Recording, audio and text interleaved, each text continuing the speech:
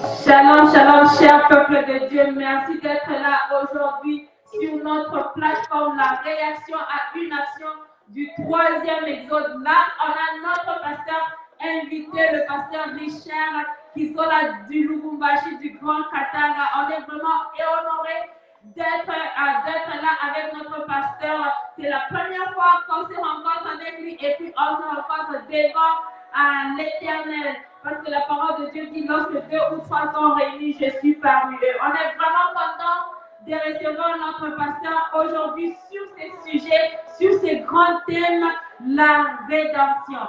Everybody, thank you so much for being there. We are with our pastor, Pastor Richard Kisola of Lubumbashi, the Big Katanga. He's here. This is our first time that we're meeting. We're so excited. We're so happy. So we have this big thing, the redemption. So he's going to share with us his thought on the redemption. Alors, révérend, on est très très content, on est flatté avec votre temps. Vous avez pu nous donner ce temps. Merci beaucoup, que le Seigneur vous bénisse richement. Vous avez quelque chose à dire avant qu'on puisse commencer. Merci beaucoup, que le Seigneur vous bénisse beaucoup, ma sœur. D'abord, une petite correction. C'est le pasteur Richard qui suis à Lubumbashi, mais mon église est à Likasi. Une petite correction tout simplement. Je tiens à vous remercier, l'émission, à remercier tous ceux-là qui font un effort pour que ce message de William Aron Branham puisse être écouté partout. Vraiment que Dieu bénisse beaucoup, que Dieu bénisse le réalisateur de tout le monde. Je vous remercie. Cher peuple de Dieu, vous avez écouté, il est de Likasi, mais pas de Lubumbashi. Il y a une différence entre Likasi et Lubumbashi. And everybody, the pastor is from Likasi. He's so excited, he's so happy. He said, God bless everybody that is making this effort for the word of God to be out there, because these are the stuff that need to be talked about. Alors ça, ce sont des choses très importantes qu'on doit savoir à propos du sang de Jésus, de la rédemption. Ce sont des choses qui amènent beaucoup de confusion dans le 3e exode. Parce que ici, dans cette plateforme, on parle du 3e exode de Branham et de Branham seul.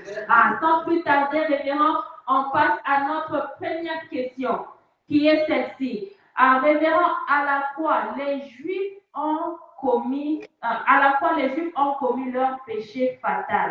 Ils ont rejeté leur salut. Que dites-vous de cette déclaration du Seigneur Branham? Les Juifs n'ont été sauvés. L'œuvre de la croix n'était que du gâchis. Alors, je mets ça en anglais vite vite. So the first question is this. At the cross, the Jews committed their fatal sin. They rejected their salvation. What do you say about this statement of Lord Branham? The Jews were not saved. The work of the cross was just a waste. Cher révérend, là on est à notre première question. La question est celle-ci. À la croix, les Juifs ont commis leur péché fatal. Ils ont rejeté leur salut. Que dites-vous de cette déclaration du Seigneur Branham? Les Juifs n'ont été sauvés. L'œuvre de la croix n'était que du gâchis. Là, je mets ça en anglais vite vite. At the cross, the Jews, this is our first question. At the cross, the Jews committed their fatal sin. They rejected their salvation. What do you say about this statement of Lord Branham? The Jews were not served. The work of the cross was just a waste. À vous la parole. Exactement. Oui, je vous écoutais. Les Juifs ont gâché leur salut. D'abord, nous pouvons lire une petite dans la Bible. Hein? C'est dans l'Apocalypse. Nous allons un peu lire dans l'Apocalypse 5 pour savoir ce que c'est d'abord la rédemption elle-même. Est-ce que la rédemption s'est faite du temps des Juifs ou la rédemption devait se faire à quel moment? Parce que c'est ce que nous devons d'abord savoir. Que veut dire la rédemption et ça devait venir quand? Du temps des Juifs, est-ce que c'était la rédemption? Et qu'est-ce qui s'était passé si le prophète là parlait ainsi? Est-ce que c'était réellement du temps des Juifs que la rédemption devait s'accomplir? C'est dans... Nous allons d'abord un peu lire dans le livre de... Là, j'interprète un peu en anglais pour les anglophones. So the pastor said that we have to know, he's going to read in Revelation 5. So in Revelation 5, we have to know, was the redemption supposed to happen at Jesus' time? And when was the redemption had to happen? So he's going to read to us when the redemption had to happen. D'accord, Reverend? D'abord, dans l'Apocalypse, au chapitre 1er, The Revelation first, à partir du verset 1er, verse. la Bible dit ceci. Révélation de Jésus-Christ que Dieu lui a donné pour montrer à ses serviteurs les choses qui doivent arriver bientôt et qu'il a fait connaître par la voix de son ange à son serviteur Jean. Ici, vous verrez que quand la révélation, le livre de la révélation est donné, la Bible dit ce sont des choses que Dieu a données à Jean pour les choses qui doivent s'accomplir, qui doivent venir après. Ça, c'était déjà après la mort de Jésus-Christ. Okay. C'est dans ce livre de l'Apocalypse où il est parlé du livre de la rédemption. Parce que vous trouverez que le livre de la rédemption n'est pas du temps de Jésus-Christ, mais le livre de la rédemption vient après Jésus-Christ. Okay. So in this Revelation first verse first, it's saying that God gave John the book. He gave him the book. He says the plan of the redemption had to happen in the days to come. So that was after Jesus died. That was after Jesus left. But John had the book of the redemption, that things that had to happen. So not things that had already happened. So that's what he was saying. That's all? Ok. Alors, c'est dans ce livre de l'Apocalypse que Dieu avait donné à Jean pour montrer les choses qui doivent arriver bientôt, qui doivent arriver. C'est dans ce livre que nous trouverons le chapitre 5 de l'Apocalypse parlant, bien sûr, de la rédemption. Nous pouvons le lire dans l'Apocalypse chapitre 5. On peut commencer par là. So we can read in Revelation 5, the scripture is going to be in the chat box. Puis j'ai vu dans la main droite de celui qui était assis sur le trône un livre écrit en dedans et en dehors, scellé de 7 sceaux. Et j'ai vu un ange puissant qui criait d'une voix forte, qui est digne d'ouvrir le livre et d'en rompre les sceaux. Et personne dans le ciel, ni sur la terre, ni sous la terre, ne put ouvrir le livre, ni le regarder. Et je pleurais beaucoup de ce que personne ne fut trouvé digne d'ouvrir le livre, ni de le regarder. Et l'un des veillards me dit, ne pleure point, voici les lions de la tribu de Juda, les rejetants de David a vaincu pour ouvrir le livre et ses 7 sceaux. Et j'ai vu au milieu des trônes et de 4 êtres vivants, et au milieu des veillards, un agneau qui était là comme immolé. Il avait 7 têtes et 7 yeux, qui sont les 7 esprits de Dieu envoyés par toute la terre. Il vint et il prit le livre de la main droite de celui qui était assis sur le trône. Quand il eut pris le livre, les 4 êtres vivants et les 24 veillards se prosternèrent devant l'agneau, tenant chacun une harpe et des coupes d'or remplies de parfums qui sont les prières des saints. Vous voyez, ce livre, il est dans le livre d'Apocalypse. Si vous lisez, je crois que c'est dans le livre des Éphésiens, Paul dit, n'attristez pas le Saint-Esprit par lequel vous avez été scellés jusqu'au jour de la rédemption. Donc la rédemption devait venir dans le futur. Ça, maintenant, la question... Excusez? Vous avez dit Éphésiens, quel le chapitre? C'est dans le livre des Éphésiens. Pasteur, vous pouvez retrouver ce passage-là? Attendez, on m'aide un peu avec le passage où il est dit... So the pastor was saying that in Ephesians word, the word says that do not sadden the Holy Spirit that is going to seal you at the end of time. So I was asking him about this scripture. So the last scripture that he read Les Éphésiens chapitre 4. Chapter 5, he was reading it. You guys can go through it to understand about the redemption, about when the redemption was supposed to happen.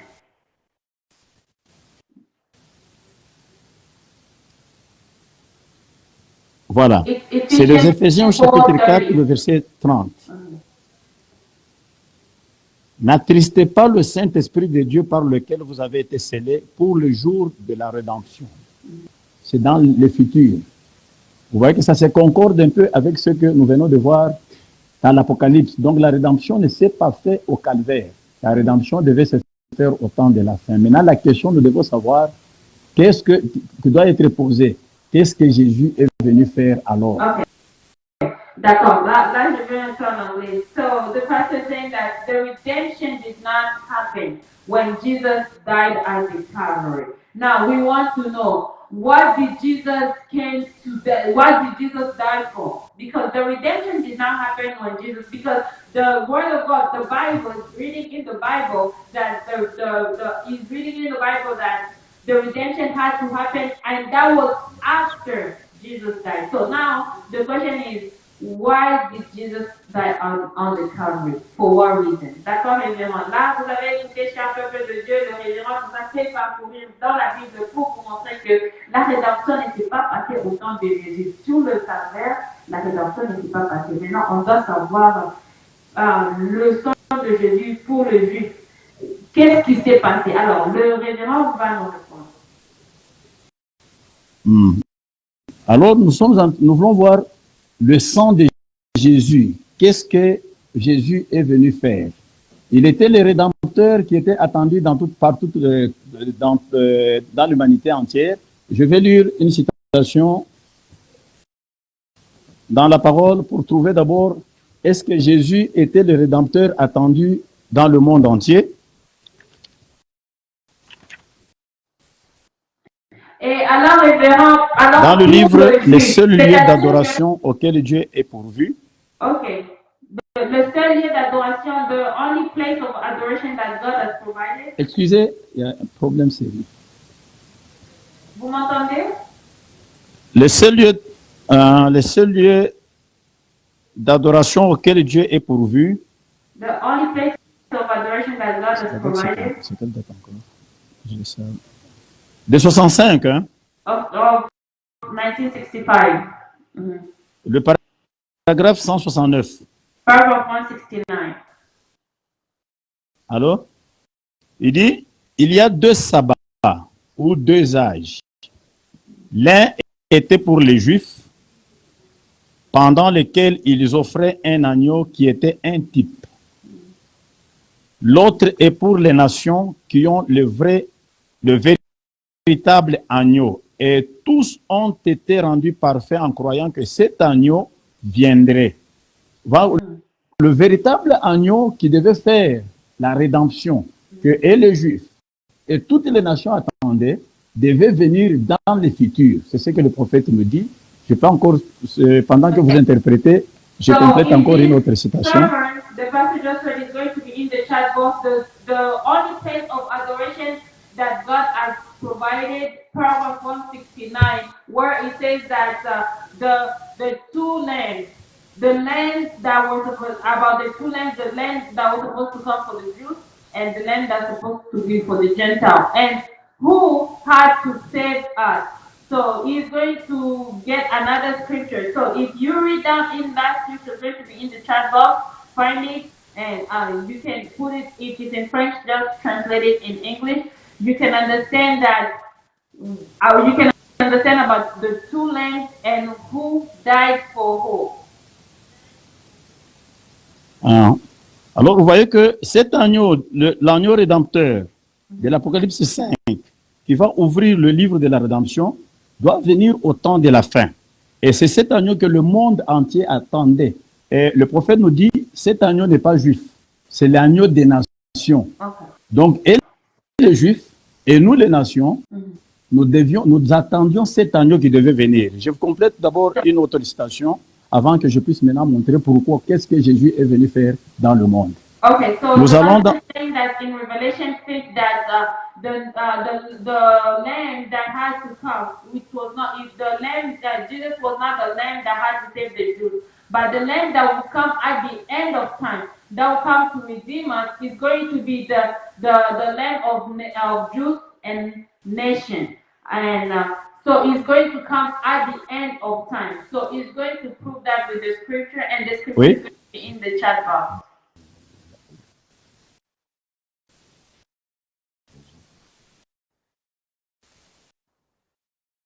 D'accord, révérend, je vous laisse la parole. Ok. Nous allons dans le livre de Apocalypse, chapitre 5, deuxième partie. Revelation, chapter 5, second part. Prêché le 18 juin 1961. Preach June 18, 19. Nous prenons le paragraphe 86 et 96. Paragraph 86, 96. Il dit ceci. Ce chapitre relève notre héritage perdu. Notre héritage perdu a été récupéré par notre bienveillant et précieux parent rédempteur. Comment Dieu est descendu et est devenu, a changé de forme. De Dieu, il a été fait homme pour être un humain, pour devenir un parent rédempteur humain, afin de racheter un monde naturel pour un peuple naturel. Amen. Comment c'est Dieu surnaturel et devint naturel pour devenir un parent? Car il ne pouvait pas enfreindre ses propres lois. Il devait venir en tant que parent rédempteur parce que c'est ainsi c'est son plan. Et c'est ainsi qu'il l'a fait. Dieu savait que l'homme tomberait. Il ne pouvait cependant pas le faire tomber. Dieu savait que l'homme serait perdu, bien qu'il ne voulût qu'aucun périsse. Mais pour que les attributs de Dieu puissent... je saute un peu pour aller un peu plus vite. Maintenant, j'aimerais vous faire remarquer ceci. Je suis au paragraphe 88. J'ai juste sous mes yeux le chapitre 5 de l'Apocalypse. Okay. Quand il regarda cela, ne crains point, dans ce verset 5, ne crains point, voyez-vous, vous ne devez jamais craindre quoi que ce soit. L'un des veillards me dit, ne pleure point, voici le lion de la tribu de Juda, le rejeton de David, a vaincu pour ouvrir le livre et en rompre les sceaux. Et je vis au milieu du trône 4 êtres vivants. Au milieu du trône, de veillard, un agneau qui s'était né là, un agneau. Pourquoi n'avait-il pas vu l'agneau auparavant? L'agneau était assis sur le trône du Père au milieu des gardes. Jean ne pouvait pas voir là-dedans. Il voyait seulement ces 4 faces et ces 4 êtres vivants qui se tenaient à ces quatre chérubins qui se tenaient là gardant les lieux saints. Et nous avons vu le dimanche dernier, dans l'autre leçon, qu'il avait vu cela, mais qu'il n'avait pas pu voir ce qui se trouvait là-dedans. Et là, tout à coup, apparu d'une façon mystérieuse et soudaine, quelqu'un, un agneau, que Jean voit maintenant apparaître, que Jean n'avait pas vu parce que cet agneau était gardé par les 4 êtres vivants qui entouraient le trône. Et Jean le voit après. Maintenant, ceci montre que ce n'était pas une bête. Parce que quand nous parlons d'abord d'un agneau, cela ne montre pas que c'est une bête à 4 pattes. Frère Branham, il descend pour montrer que quand nous parlons d'un agneau, c'est un homme qui a les caractéristiques de l'agneau. Un homme humble, un homme, voilà, c'est ce que signifie un agneau. Maintenant, ceci montre que ce n'était pas une bête naturelle. Un agneau, car il prit le livre de la main droite de celui qui était assis sur le trône. Un agneau ne pourrait pas faire cela. Voyez-vous, l'agneau était Christ. En d'autres termes, dans ses attributs, il était humble et doux comme une caractéristique d'un agneau naturel. Maintenant, remarquez que c'est un agneau rédempteur, Tout comme le premier, Dieu ne peut jamais changer. Amen. Le premier rédempteur fut un agneau. Dans le jardin d'Éden, c'était un agneau que Dieu offrit. Et c'est encore le cas juste ici dans l'Apocalypse. C'est encore un agneau pour racheter quoi? La condition déchue et l'héritage déchu d'une race déchue des gens. Un agneau revient pour racheter comme au commencement pour nous racheter. Racheter quoi? Comment va-t-il racheter? En brisant, en nous ramenant. Tout ce qui est racheté, c'est quelque chose qui a été perdu. C'est quelque chose qui a été perdu et qui ensuite a été ramené que nous restitue-t-il cet agneau tout ce que nous avions au commencement. Vous voyez que cet agneau qui vient, il vient juste au temps de la fin pour restituer ce que Adam, la race humaine avait perdu depuis le commencement. Et quand nous avançons plus loin, il dit comment il nous rachète. C'est en brisant le livre de la rédemption. Et comment il brise le livre de la rédemption? C'est quand il nous montre les mystères que Jésus n'avait pas fait. Excusez-moi pour aller, j'oublie parfois que j'ai un interprète. D'accord, révérend. Je vais interpréter. So everybody is going in now. Everything that the pastor just read is in Revelation, the second part, chapter 2, verse 86 to 96. You have to read the whole thing so that you can understand. So he's saying that the lamb that had to come, the lamb that came, it came to save us from the sin that Adam and Adam created in the Garden of Eden. So that's what he was saying. Alors, revenons à la dernière partie que vous avez expliqué que l'agneau devait venir nous racheter de ce que Adam et Ève ont commis dans le jardin d'Éden. Effectivement. Il dit, Frère Branham dit, qu'est-ce que nous avions perdu? Nous avons perdu notre position d'enfant de Dieu, la vie éternelle. C'est ce que l'homme a perdu. Parce qu'au commencement, quand Dieu a dit, faisons l'homme à notre image, Dieu a fait l'homme à son image et il a établi comme héritier Dieu sur la terre. Et quand Adam est tombé, cette position de la divinité que l'homme avait a été ce privilège, ce titre de propriété que nous avions est rentré entre les mains de Dieu. Et l'homme était perdu. Et vous le trouverez dans la prédication, la brèche entre les seaux, à partir du paragraphe 100.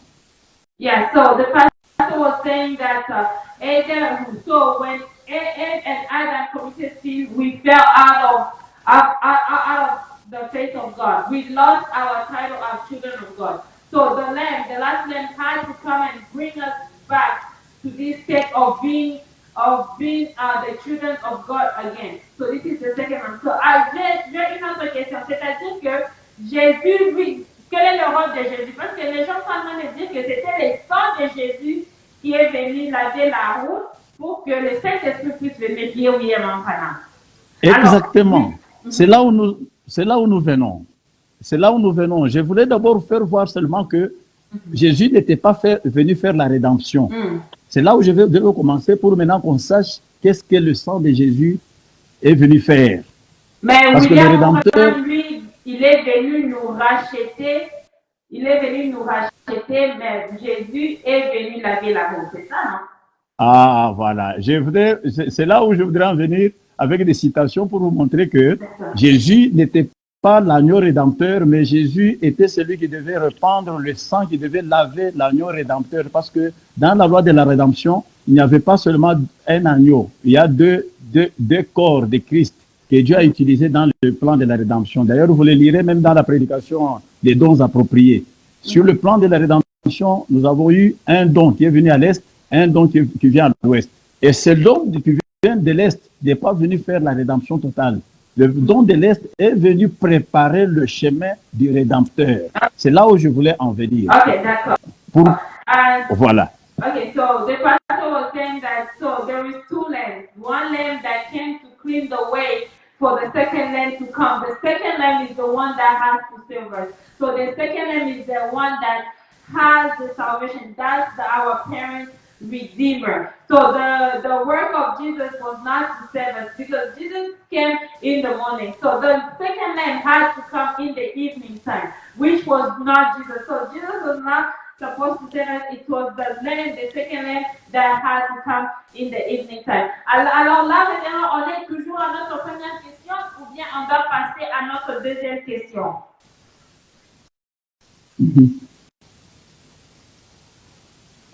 Alors, je vais aller pour conclure un peu la première question. Oui, parce que vous nous avez montré avec les Écritures que vous avez montré avec plus de 6 Écritures pour répondre à notre première question. Je pense que le peuple de Dieu va voir les Écritures là, ça nous amène directement à notre deuxième question. Ah, ok.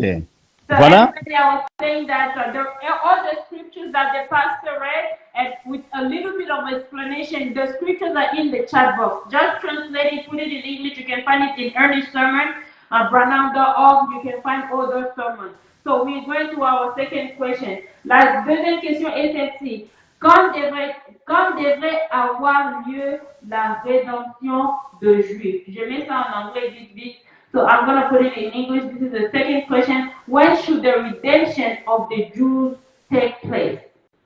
La rédemption des Juifs, je crois que pour la première question, nous savons que j'ai conclu, bon, on est à l'émission, on n'a pas tellement beaucoup de temps pour y s'étendre beaucoup. Quand même, on a compris un peu l'essentiel. Le sang de Jésus avec les types des enfants de Tamar, vous comprenez? Ou bien l'exemple dont Frère Branham donne quand un mulet naissait, qui avait la position qui avait le droit de naître. Frère Branham dit, ces mulets est là, même s'il avait des oreilles rabattues, il fallait qu'il y ait un agneau innocent qu'on devait tuer pour racheter cet agneau. Ainsi, William Branham est venu comme celui là qui est né dans les conditions de l'homme. Parce que le parent rédempteur, on avait besoin d'un homme de notre nature. Or, Frère Branham est né dans les conditions de tout homme, que toute personne est née.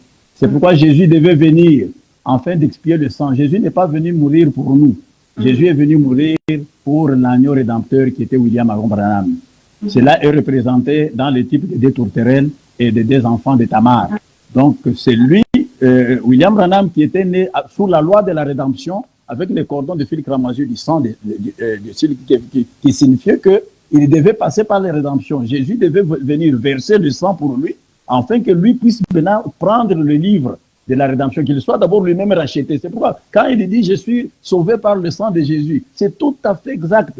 Parce qu'il devait, lui, passer par le sang de Jésus. Jésus devait verser le sang, qui devait racheter cet agneau-là qui est né dans la condition de l'homme. Frère Branham, dans la brèche, il dit, quand l'impasse, on a cherché les parents rédempteurs, il dit, Dieu a trouvé la solution au travers du sang de Jésus. C'était ça la solution, parce qu'il n'y avait personne qui pouvait sauver le monde. Alors il fallait que Jésus vienne verser le sang, afin qu'on puisse trouver maintenant celui qui devait venir expier le péché. Vous avez écouté que lorsque Frère Branham dit que je suis sauvé par le sang de Jésus, c'était correct parce que le sang de Jésus devait venir laver sa venue. Alors, vous avez écouté les écritures dans le chat box, je vais mettre ça vite en anglais. So the pastor was explaining that Jesus had to come and make the way for William Branham. The lamb that has to come to shed its blood at the end of time has to be our parent redeemer, a man like us,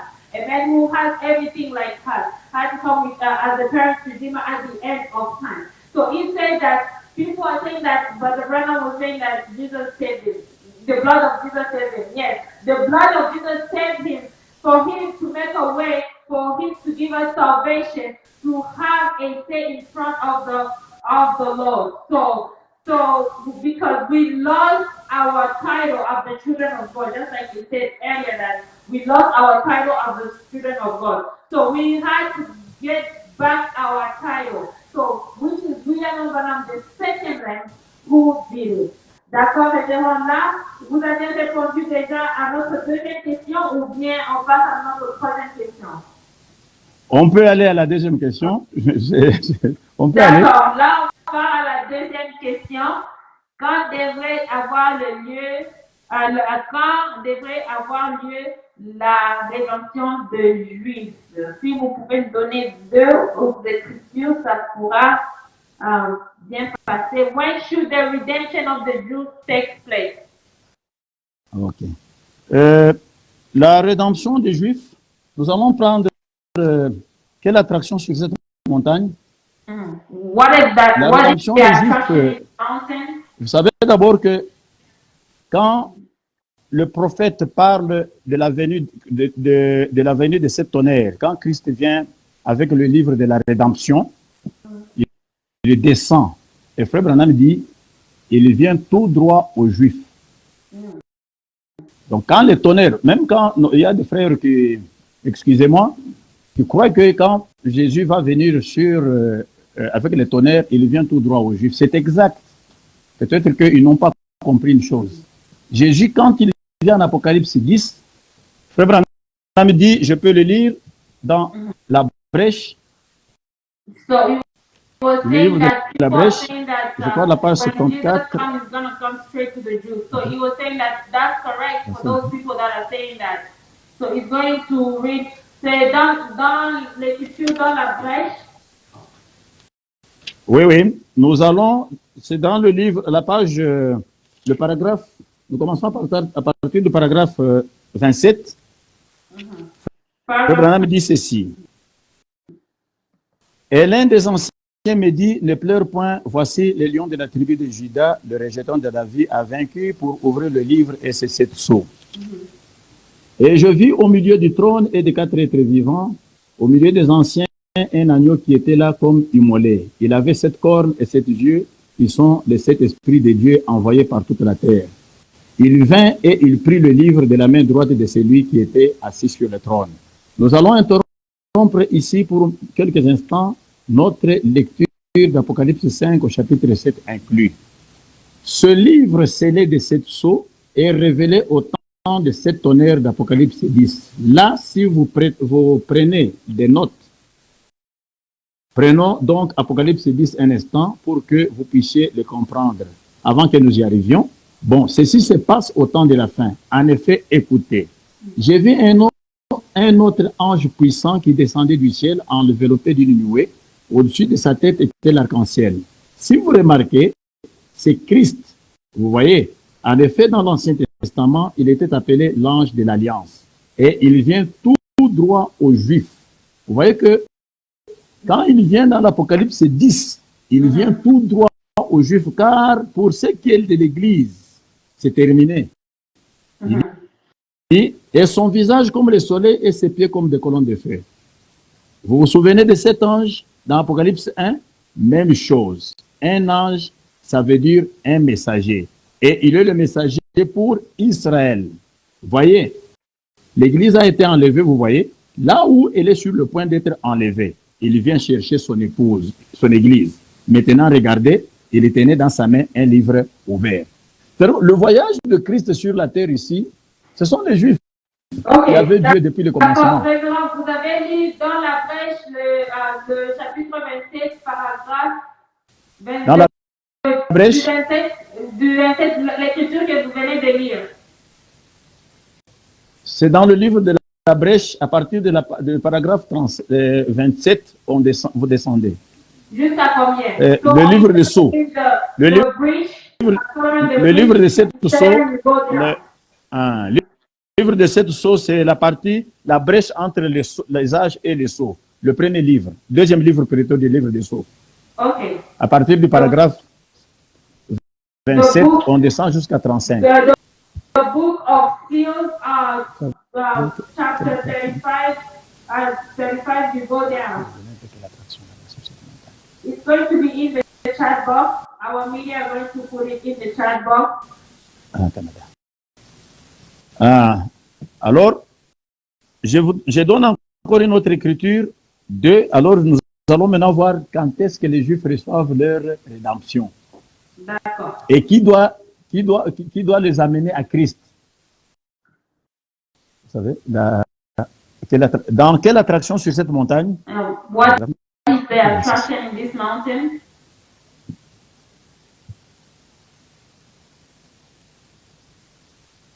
Vous avez trouvé? Excusez un peu. D'accord. Ça y est.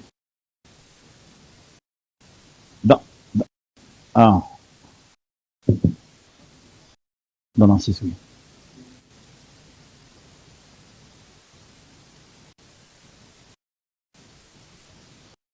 Excusez, on recherche un peu la citation. Hein. Quelle attraction sur cette montagne, à partir du paragraphe 96. What is the attraction in this mountain, paragraph 96? Vous voyez, Frère Branham est en train d'interpréter Zacharie 14. Zacharie 14.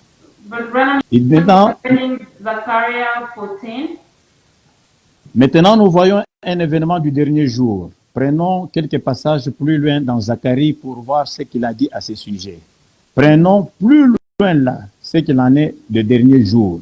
Ça, c'était l'âge du milieu. Prenons maintenant le dernier jour et prenons dans Zacharie au chapitre 14 à partir du verset 4. Et écoutez, nous allons lire une portion des Écritures, environ 9 versets, de 4 à 9. Écoutez attentivement. Et c'est une prophétie sur la venue au dernier jour. Maintenant, écoutez attentivement, c'est ainsi dit le Seigneur. Ce sont les Écritures. Zacharie 14. Vous vous souvenez de Zacharie 9? Ce qui était dit et ils n'ont pas reconnu ce qu'il en était. Maintenant, qu'en est-il aujourd'hui? Zacharie 14 qui annonce sa venue. En ce jour, et ces pieds se tiendront en ce jour-là sur la montagne des Oliviers, de nouveau qui est en face de Jérusalem, vers l'Orient, sur la montagne des Oliviers, s'effondrera par les milieux vers le Levant et vers l'Occident. Une force forte grande vallée. La moitié de la montagne se retirera vers le nord et la moitié vers le midi. Et vous fuirez dans la montagne, dans la vallée de mes montagnes, car la vallée de mes montagnes s'éteindra jusqu'à Yachal. Et vous fuirez comme vous avez fui au jour du tremblement de terre, au jour d'Ozias, le roi de Juda. Un autre tremblement de terre qui fendra la terre. Si vous voulez consulter une référence biblique ici, remarquez au sujet du verset 5. Ce verset laisse entendre qu'un tremblement de terre fendra la montagne des Oliviers, et ce fait est confirmé par le passage d'Ésaïe 29, 6 et Apocalypse 16, 9. Exactement. Qu'est-ce le même prophète qui avait annoncé sa première venue a vu sa seconde venue? Remarquez, comme au jour du tremblement de terre, vous voyez l'effet que produisent les tremblements de terre. Vous voyez les prédictions sur leur sujet. L'Éternel, ton Dieu, viendra et tous ses saints. Et il arrivera en ce jour-là, alléluia, en ce jour-là que la lumière ne sera pas clarté ni nuage. Mais ce sera un jour avec un jour connu de l'Éternel. Pas jour, pas nuit, mais au temps du soir, il y aura de la lumière. Vers le temps du soir, la lumière paraîtra. Le même prophète et les gens sont aveugles. Quelle est l'attraction? Lisons 2 ou 3 versets de plus.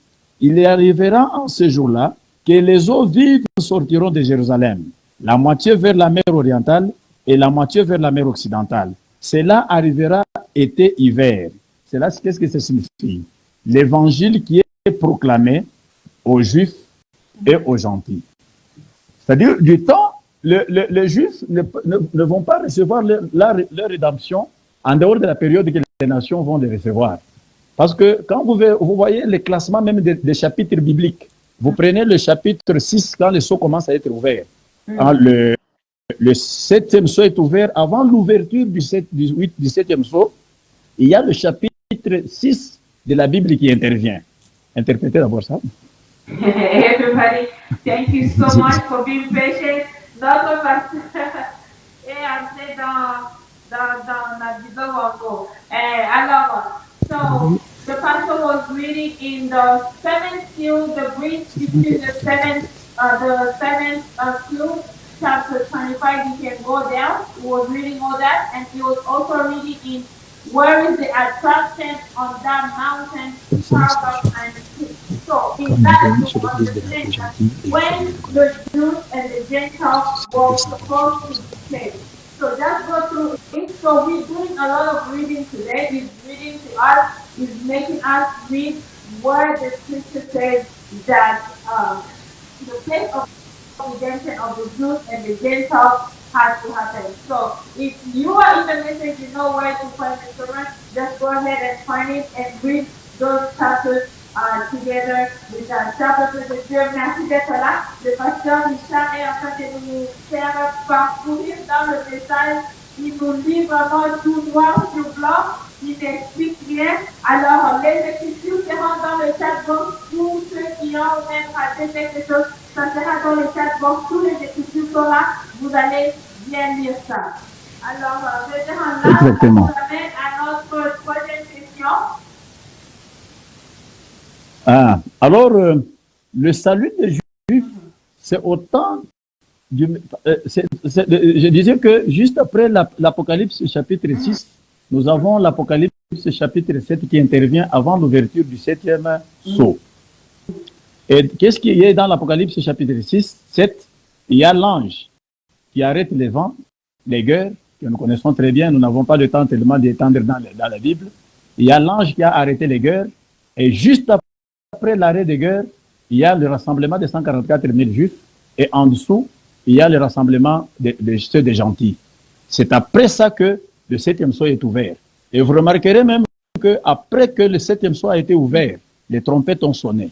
Après que les trompettes ont sonné jusqu'à la 4e trompette, avant de continuer la 5e trompette, il y a un aigle qui vole directement avec l'évangile.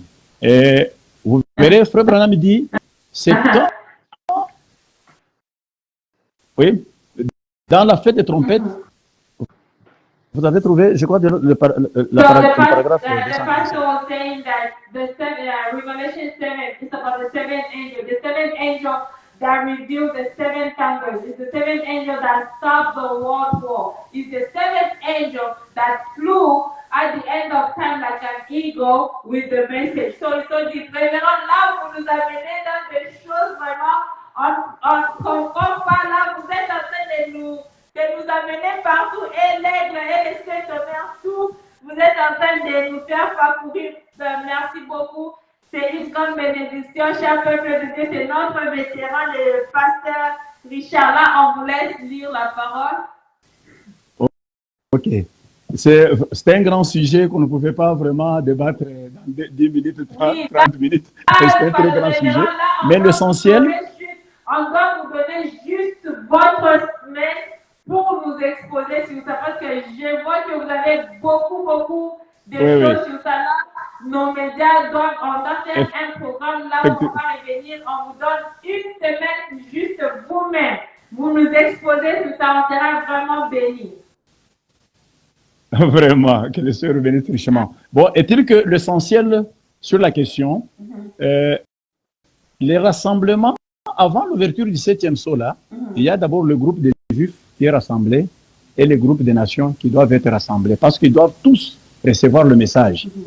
Et pour les Juifs, quand Christ se présente, vous verrez dans la fête des trompettes, Frère Branham dit, les Juifs reconnaîtront leur Messie quand ils le verront. Je lis, c'est dans la fête des trompettes. So here he said that there is two groups, there's the Jews and the Gentiles. Both of them had to receive the salvation. Both of them who had to recognize their Messiah. So he's going to read to us. Ça, c'est notre dernière question. Ils sur l'église des nations, les Juifs le reconnaissent. C'est notre deuxième étude, la deuxième question avant qu'on puisse passer à la troisième question.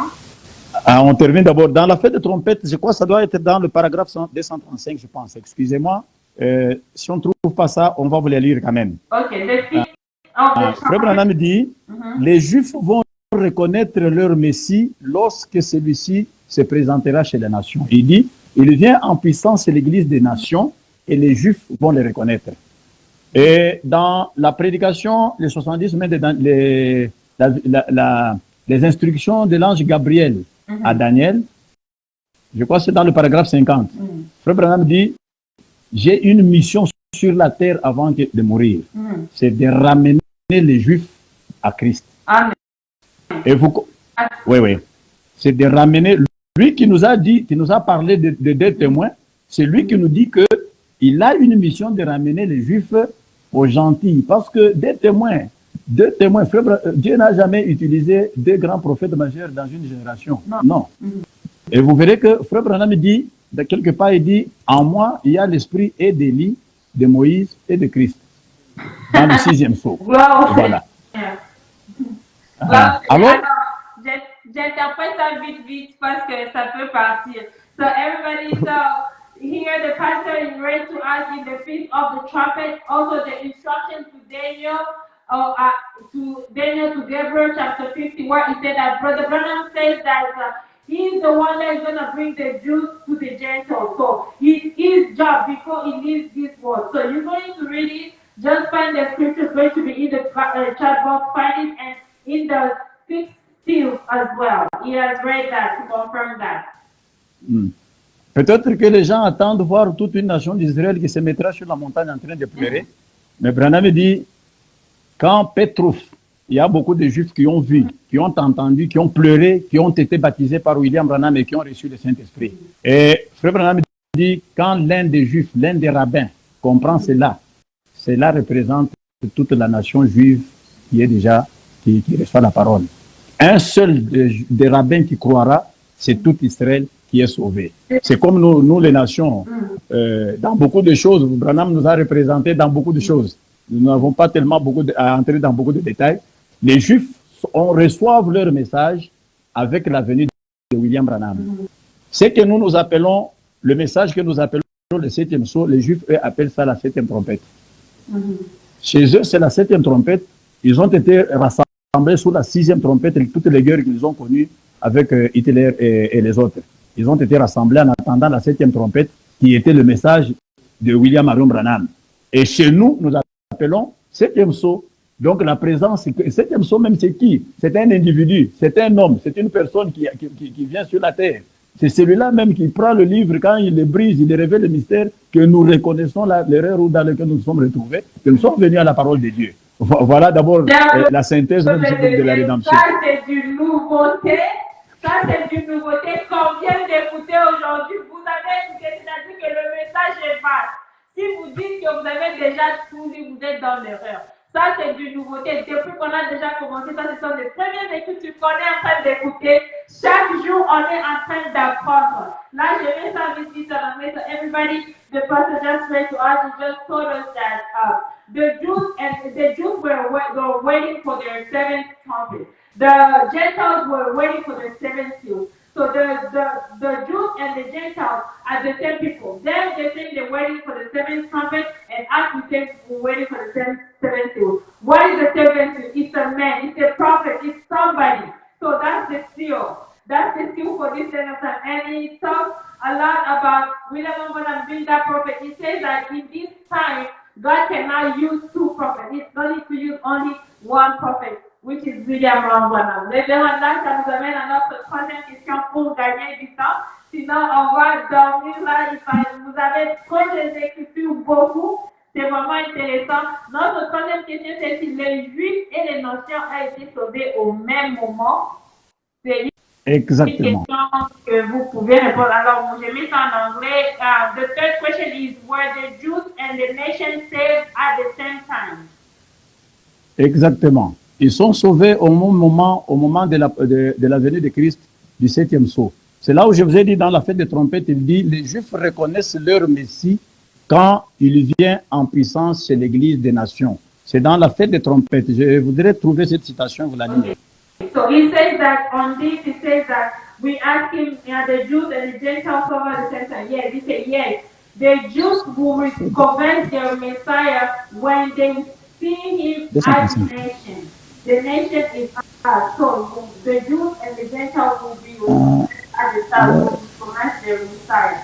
So when they will see all those signs in the Messiah. So les Juifs et les nations seront sauvés au même moment. Le pasteur a dit oui, ils seront sauvés au même moment. Et les Juifs, lorsqu'ils vont reconnaître leur Messie chez les nations, alors les futurs, je pense que le fait des trompettes, ils vont chercher le paragraphe qui sera dans le chat box. Alors vous avez trouvé le paragraphe de genre. La première écriture, que celle que je vous ai donnée là-bas, dans Quelle attraction, il dit l'eau qui coule à moitié, quand le Christ vient, Dieu vient, il y a l'eau qui coule moitié vers l'Orient, moitié vers l'Occident. Il dit c'est l'évangile qui est prêché aux Juifs et aux nations. Maintenant, c'est dans la fête des trompettes, vous avez trouvé, hein? So he just said right now that when that when God comes, the water is going to go down to the Jews and to the Gentiles. So that means when it comes, his blessing goes to both the Jews and the Gentiles. Parce que ça, le révérend qui vient de nous dire dans quelle est cette attraction lorsque l'agneau vient, l'eau descend sur les Juifs et sur les gentils. Excusez-moi, la citation m'échappe un peu. C'est dans la fête des trompettes. Hein, même après l'émission, on va vous le signaler.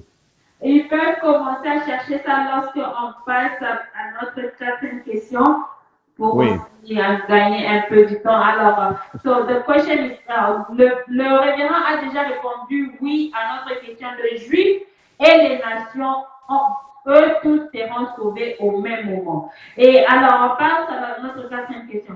Quel est l'impact de l'ouverture de sceaux pour le juif?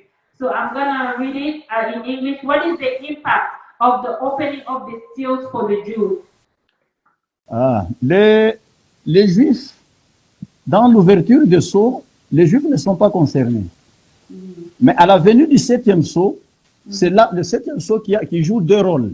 Ça joue le rôle de la septième trompette et le rôle du septième sceau chez les nations. Les Juifs, eux, ce qui les concerne sont les trompettes. C'est eux, le problème des sceaux, ça ne les concerne pas. Parce que vous verrez que les sceaux parlent de l'histoire des âges de l'Église. Or, les Juifs sont exemptés dans l'histoire des âges de l'Église depuis Paul jusqu'à ce moment ici. Les 4 premiers sceaux parlent de l'histoire de l'Église et 5e sceau, 6e sceau, maintenant, c'est là où nous commençons à voir les Juifs qui entrent maintenant dans le 6e sceau sous les trompettes, parce que les trompettes sonnent sous le 6e sceau qui est le sceau de la destruction. Et les camps, comme nous le connaissons bien sûr, bien entendu que les trompettes, c'est un problème de la destruction, des malheurs, des souffrances. Cela ne devait sonner que dans le sceau qui concerne la destruction ou toutes les mauvaises choses que la terre doit connaître. Donc les Juifs sont dans les 7 trompettes qui les réunissent. Et les 7 sceaux, ça concerne les gens des gentils. Okay, so maintenant, c'est dans le 7e sceau, dans le 6e sceau, que sonne en même temps et la 7e trompette et le 7e sceau. Et la 7e trompette et la 7e sceau, ce Christ qui se présente, que nous avons lu dans le chapitre, dans la première question, l'agneau qui vient chez les Juifs et chez les gentils. L'agneau que nous avons lu, que tout le monde attendait, et les Juifs et les gentils attendaient. Mais cet agneau-là, les Juifs, eux, le reconnaissent sous la 7e trompette. Nous les reconnaissons sous le 7e sceau. Mais c'est le même événement. Okay. So now the pastor answered, what is the impact of the opening of the seals for the Jews? So the pastor said that the seals that do not concern the Jews, because the Jews are recognized under the 7 thunders. The 7 thunders, when the 6 thunders hit, that's when the Jews will recognize the Christ. And when the 7th thunder and the 7 seals opened, when those two were opened, that's when Christ was recognized. So the 6th thunder is all about everything that is happening in the world: war, misery, anger, and all this stuff. The 6th thunder, and that's the 6 thunders that the Jews are going through. So the Jews are not on the thunder, not on the seals. So the seals do not concern the Jews. Vous avez écouté que les sceaux ne concernent pas les Juifs. Les Juifs sont concernés par le trompette. Le révérend vous a parlé à propos de 6e trompette et 7e trompette. Le 7e trompette et le 7 sceaux, lorsque le 7e trompette sonne et les 7 sceaux sont révélés, c'est quand Christ est connu. Où est votre Christ? Alors, révérend, ça nous amène à la fin de notre émission. On a été vraiment bénis pour votre contribution sur la rédemption. On voudra faire une autre émission avec vous parce qu'on sera bénis. Le 3e exode sera béni par votre connaissance, par le sagesse que le frère Branham vous a donné sur ce message. Alors, on est vraiment contents. So, I was just saying that we've reached at the end. So, you guys have heard about the Jews and the Gentiles. So the 7 thunders, the 7, when the 7 thunders and the 7 seals are revealed, you will know who Christ is and who is Christ. So that reaches to the end, and we are thanking the pastor for being there, and we are asking him to come again because he has so many good things that he's going to bless us with. Révérend, avant de nous quitter, vous avez une parole pour dire au 3e exode, au peuple de Dieu et tout le monde dans le monde entier. Que Dieu bénisse beaucoup, ma sœur. La seule parole que nous avons, c'est dire au monde entier qu'ils n'ont rien d'autre à attendre. William Branham est l'accomplissement de toutes choses. On peut monter, descendre. William Branham, c'était la personne que l'humanité attendait. William Branham est la jonction de toutes les Écritures. Tout se retrouve dans William Branham. Si quelqu'un veut être sauvé, qui est celui qui a vraiment le désir d'être sauvé, le salut ne se retrouve qu'en William Branham. En dehors de William Branham, les gens sont perdus. Nous n'avons pas honte de le dire, ni peur de le dire, parce que nous avons une mission, c'est celui d'annoncer le salut à tout le monde. Et le salut, c'est William Branham. Rater William Branham, c'est l'enfer. Et à tous les Branham du monde entier, que le Seigneur le bénisse. Je crois que Dieu nous donnera encore le temps de revenir et d'exposer des grands sujets. Que le Seigneur vous bénisse, à vous aussi. Okay, so the pastor was saying that for everybody out there, for whomever you are seeing this today, There is no salvation apart from William Branham. William Branham is your salvation. If you want to be saved, you have to accept it's the accomplishment of everything. It's the fullness of all the promises throughout the Bible, throughout all these ages, is the fullness of everything. If you do not believe in this man, if you do not believe in, if you do not pray in him, in his name, William Branham, you are lost. So he's telling everybody that is out there, you gotta accept it. You can go up and down. There is no salvation besides William Branham. Merci beaucoup, révérend. Merci d'être là. Et à la prochaine fois, lorsqu'on va se revoir pour une autre émission, on est vraiment bénis. Que le Seigneur vous bénisse richement. Amen. Que le Seigneur bénisse richement aussi. C'est à moi de vous remercier.